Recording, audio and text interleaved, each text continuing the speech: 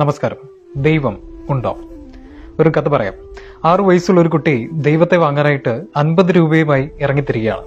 അവൻ രാവിലെ ഒരു കടയിൽ ചെന്ന് കയറി. എന്നിട്ട് കടക്കാരനോട് ചോദിച്ചു, അങ്കിൾ, ഇവിടെ ദൈവം ഉണ്ടോ?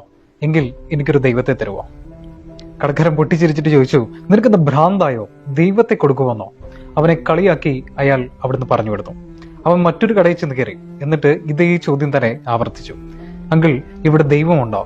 ഉണ്ടെങ്കിൽ എനിക്കൊരു ദൈവത്തെ തരുമോ? അവിടുന്നും അവന് കളിയാക്കലിൽ മാത്രമാണ് കിട്ടിയത്. അവൻ ഓരോ കടകളിലും ഇങ്ങനെ കയറി ഇറങ്ങി. അവിടെ നിന്നെല്ലാം അവനെ കളിയാക്കി പറഞ്ഞു കൊടുത്തു. വൈകുന്നേരം ആയപ്പോഴേക്കും ഏകദേശം 70 കടകളോളം അവൻ കയറി ഇറങ്ങി. അവസാനം ഈ കടയിലൂടെ കയറാം എന്ന് കരുതി അവൻ ഒരു കടയിൽ ചെന്ന് കയറിയാണ്. ഒരു ഏകദേശം 60 വയസ്സോളം പ്രായം തോന്നിക്കുന്ന ഒരു ഷോപ്പ് കീപ്പർ, ഒരു കടക്കാരൻ, അയാളോട് ഇവൻ ചെന്ന് ചോദിച്ചു, അങ്കിൾ, ഇവിടെ ദൈവമുണ്ടോ? ദൈവത്തെ കൊടുക്കുവോ? എങ്കിൽ എനിക്കൊരു ദൈവത്തെ തരുമോ? കടക്കാരൻ ഇവന്റെ നിഷ്കളങ്കമായ ചോദ്യത്തിന് മുമ്പിൽ കുറച്ചു നേരം നിശ്ചലനായി നിന്നു.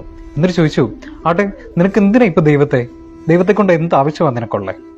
അതിനവൻ പറഞ്ഞ മറുപടി ഇതാണ്, അങ്കിൾ, 1 മാസം മുമ്പേ എന്റെ പപ്പ മരിച്ചുപോയി.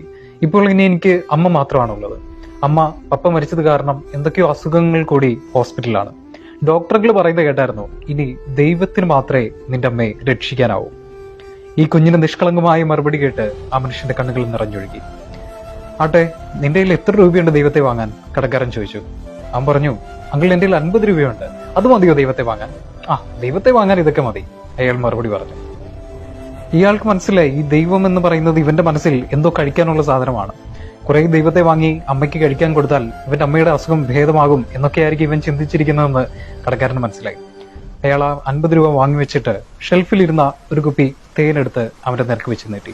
എന്നിട്ട് പറഞ്ഞു, ഇതാണ് നിന്റെ ദൈവം, ഇതുകൊണ്ട് നിന്റെ അമ്മയ്ക്ക് കൊടുക്കുക.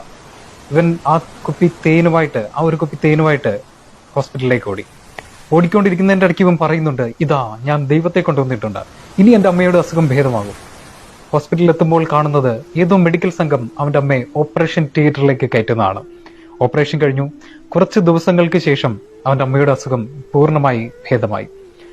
കുറച്ച് ദിവസങ്ങൾ കഴിഞ്ഞ് ഡിസ്ചാർജ് ചെയ്യുന്ന ദിവസം ബില്ലടയ്ക്കാനായി ഇവനും ഇവന്റെ അമ്മയും കൂടെ എത്തുകയാണ്. ബില്ല് കണ്ട ആ അമ്മ ഞെട്ടിപ്പോയി. കാരണം ഇത്രയും വലിയൊരു തുക അവരെ കൊണ്ട് അടയ്ക്കാൻ സാധിക്കില്ല. ബില്ലടിച്ചു കൊടുത്ത അറ്റൻഡർ പറഞ്ഞു, മേഡം, ഇതൊരാൾ പേ ചെയ്തിട്ടുണ്ട്. ആ അമ്മയുടെ കണ്ണുകൾ നിറഞ്ഞൊഴുകി. എന്നിട്ട് മുകളിലേക്ക് നോക്കിയിട്ട് പറഞ്ഞു, ദൈവമേ, അങ്ങേക്ക് നന്ദി. ആ കുഞ്ഞിക്കണ്ണുകൾ ഉയർത്തി അവനും പറഞ്ഞു, ദൈവമേ, അങ്ങേക്ക് നന്ദി. അവര് ചോദിച്ചു, സർ, ഇത് ആരാണ് ഈ ബില്ലടച്ചത്?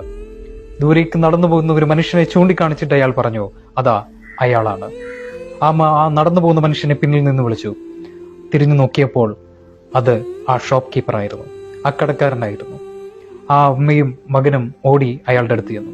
എന്നിട്ട് പറഞ്ഞു, സർ, നിങ്ങൾ ആരാണെന്ന് എനിക്കറിയില്ല, പക്ഷേ ഞങ്ങളുടെ മനസ്സിലിപ്പോൾ നിങ്ങൾ ദൈവത്തെ പോലാണ്. ഒരുപാട് നന്ദി. ആ നിറഞ്ഞൊഴുകുന്ന കണ്ണുകളിലേക്ക് നോക്കിയിട്ട് ആ മനുഷ്യൻ പറഞ്ഞു, നന്ദി പറയേണ്ടത് എന്നോടല്ല, നിങ്ങളുടെ മകനോടാണ്. ഇവന്റെ നിഷ്കളങ്കമായ കുറെ ചോദ്യങ്ങൾ, ഇവന്റെ നിഷ്കളങ്കമായ കുറെ മറുപടികൾ എന്റെ മനസ്സ് അസ്വസ്ഥമാക്കി.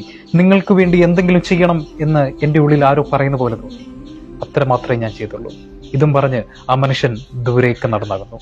ദൈവം ഉണ്ട്. ദൈവം നമ്മുടെ തൊട്ടടുത്ത് ഇവിടെയുണ്ട്. പക്ഷേ നിഷ്കളങ്കമായ ഒരു ഹൃദയത്തിന് മാത്രമേ ദൈവത്തെ കണ്ടെത്താനാവൂ. നിഷ്കളങ്കമായ ഒരു ഹൃദയത്തിന് മാത്രമേ ദൈവത്തെ വാങ്ങാനാവൂ. നിഷ്കളങ്കമായ ഒരു ഹൃദയത്തിനോടൊപ്പം മാത്രമേ ദൈവം നിൽക്കുകയുള്ളൂ. നമ്മുടെ ജീവിതത്തിൽ പ്രശ്നങ്ങൾ വരുമ്പോൾ, പ്രതിസന്ധികൾ വരുമ്പോൾ, സങ്കടങ്ങൾ വരുമ്പോൾ നമ്മൾ ചോദിക്കുന്ന ഒരു ചോദ്യമാണ്, ദൈവമേ, എന്തുകൊണ്ട് എന്റെ ജീവിതത്തിൽ ഇങ്ങനെ?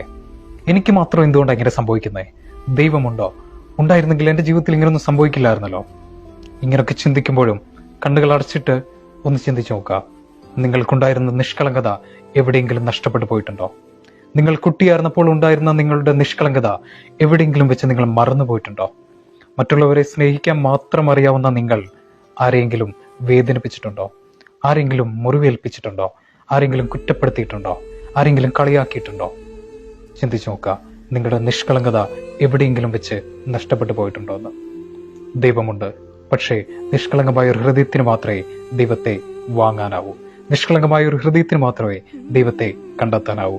നിഷ്കളങ്കമായ ഒരു ഹൃദയത്തിനൊപ്പം മാത്രമേ ദൈവം നിൽക്കുകയുള്ളൂ. ഞാനിത് പറയുന്നത് പ്രത്യേക ഒരു മതവിവാഹത്തിന്റെ പക്ഷത്ത് നിന്നല്ല, പ്രത്യേക ഒരു വിഭാഗത്തിന്റെ കൂടെ നിന്നല്ല.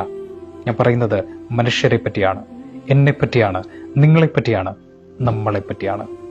Have A nice day.